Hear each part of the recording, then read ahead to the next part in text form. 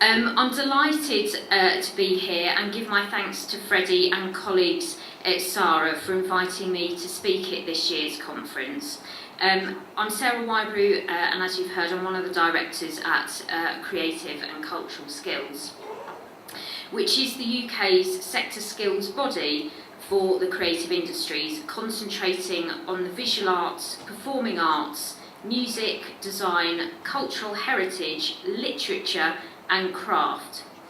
We're also a registered charity with our core mission focusing on opening up new and diverse routes into employment for young people, concentrating on the jobs that are a little more hidden. So we talk less actually about dancers, actors and painters and more about the roles that we forget to talk about. We have three main strands of work that contribute to us meeting our mission. Developing new apprenticeship opportunities that respond to sector need. Apprenticeships in the UK must be real jobs and must contain a formal training element. This is the area of the business that I look after. We also deliver careers advice and guidance for young people, their families and schools. We know that many of the jobs in our sector aren't understood or even talked about in schools. By getting this right, we can help young people make more informed choices about their future career and the training needed to fulfil their ambitions. And we have established industry education networks which help colleges ensure their vocational programmes of study are relevant to and enriched by industry.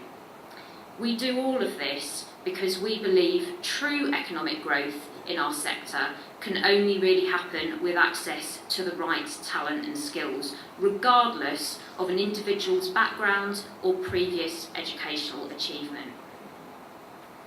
Let me share a bit about the impact of the creative industries in the UK. We employ 1.7 million people and generate £76 billion for the UK economy each year. Now, depending on how the creative industries is defined, that can actually increase to 1.9 million people and £84 billion a year. We have become the fastest growing sector in our economy, but the makeup of our workforce needs to be much more diverse and reflective of our society in order to continue on this course of economic growth. Hard research is also telling us that arts and culture has a central role to play in helping communities unite and develop unique places and identities. And the role vocational and technical education plays in developing well-rounded and skilled workers is becoming much more important for us, as these training routes, rather than academic ones, are producing the T-shaped learner or worker, broad in knowledge, but with a specialist skill needed by the industry. But why do we care about getting skills development and technical education right? We currently have an oversupply of university graduates in the UK. We actually have more graduates in our sector than any other in the UK economy, which is crazy. But university is also expensive in the UK, meaning it supplies the same types of people into our sector. But what's also been reported about university graduates is that they're actually sort of overqualified but underskilled for many of the jobs that actually need doing. If our workforce better reflected the makeup of local communities or wider society, there is evidence to suggest audiences would also be larger and more diverse, making the economic argument for greater diversity in our workforce. We also have an endemic culture of unpaid work, which is really sad for us. These sort of poor recruitment practices can only, it means that they're only creating opportunities for those who are able to work for free, closing the door on those from lower socioeconomic groups. We know the vocational education system offers a genuine alternative to academic study, but both routes need equal value, something our government is starting to see. The desire to level the playing field here has led our government to reform our technical education system, which in summary aims to create 3 million new apprenticeship starts between 2015 and 2020. That's a huge increase for us. Put employers in the driving seat so they, rather than training providers, determine what someone can do an apprenticeship in or what vocational training programmes can be undertaken. Full technical education routes, including apprenticeships at all levels, are to run in parallel with academic routes, with the option for learners to zigzag between the two. And the government has analysed the skills landscape and economic output of our sector and recognised the creative industries as a crucial sector to helping the UK stabilise once we leave the EU. We are now recognised as one of the most important sectors and are referenced as such in the UK's new industrial strategy. So as part of these reforms, how will our new apprenticeships work? And you're going to hear from Andy Lentil this afternoon, who's going to tell you a little bit more about apprenticeships in the UK. But for us, they'll continue to be paid jobs which employers are responsible for, but they will now require the training provider to deliver training based on the employer's needs. This training will now be funded through a new levy, which actually started last month, paid only by employers with an annual wage bill of £3 million or more. This levy payment is then turned into training vouchers for employers to spend on training.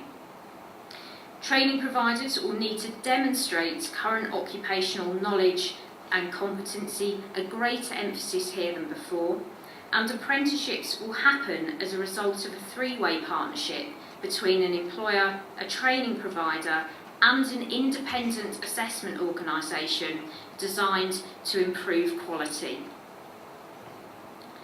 We're often asked by employers why they should look to create apprenticeships, which we answer with evidence reported by other employers who do employ apprentices.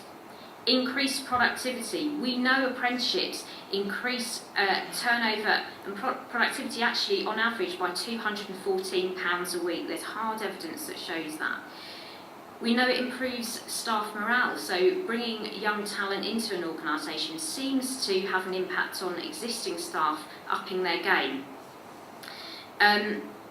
The new and fresh ideas that, of course, young people bring in, and particularly expertise in digital technologies. I'm embarrassed to say I only learned how to tweet 6 months ago.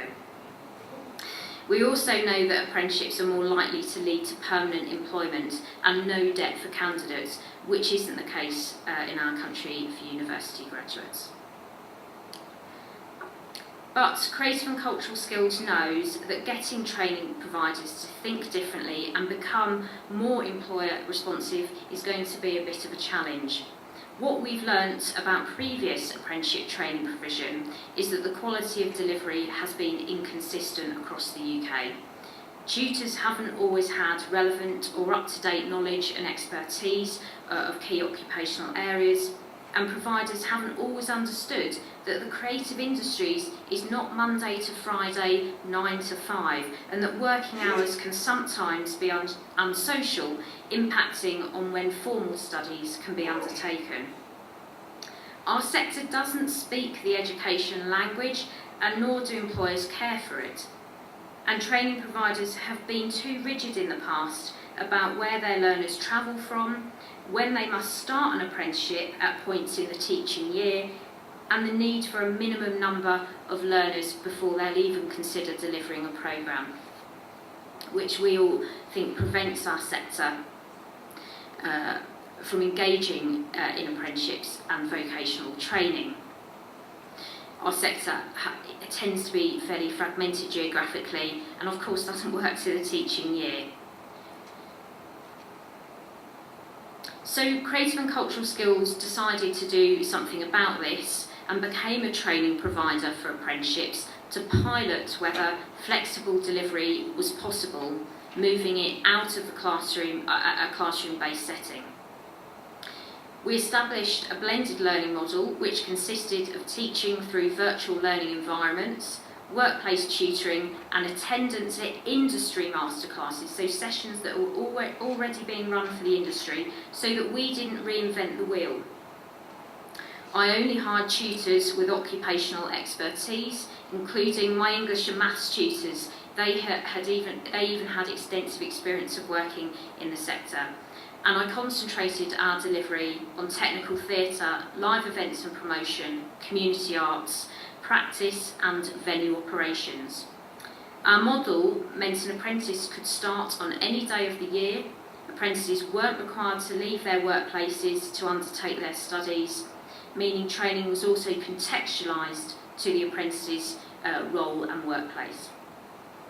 Whilst this was a fairly expensive way to deliver, it resulted in more employers creating apprenticeships due to the flexibilities in our model, which in turn generated more income for delivery. Our model led to the development of a new national college for the creative industries, the first of its kind for our sector in the UK, which bases itself at our Backstage Centre, which is a professional training and rehearsal facility for the live events industry. This is a picture of our Backstage Centre. This probably doesn't show just how large it is. We've got a massive main space where which is hired out, people come and rehearse there before they go on tour and stuff. The National College now operates completely independently of us, which we think is absolutely the right thing to do. To end, I thought it might be helpful to share what we believe makes high quality technical and vocational training possible. Government policy needs to be responsive to occupational demands and informed by employers. We've been on quite a long journey here and we've sort of learnt the hard way, but technical education can't exist without industry being at the heart of it. Employers, though, need support and guidance on how to navigate this landscape so they can contribute in a meaningful way to the development of government policy, something that we've helped employers do.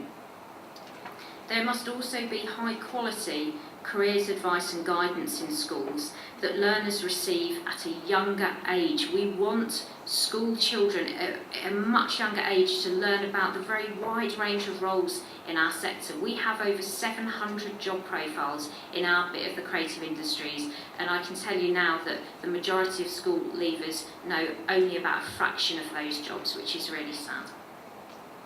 All stakeholders, including learners, must understand the benefits of technical training, so academic routes aren't considered the only option.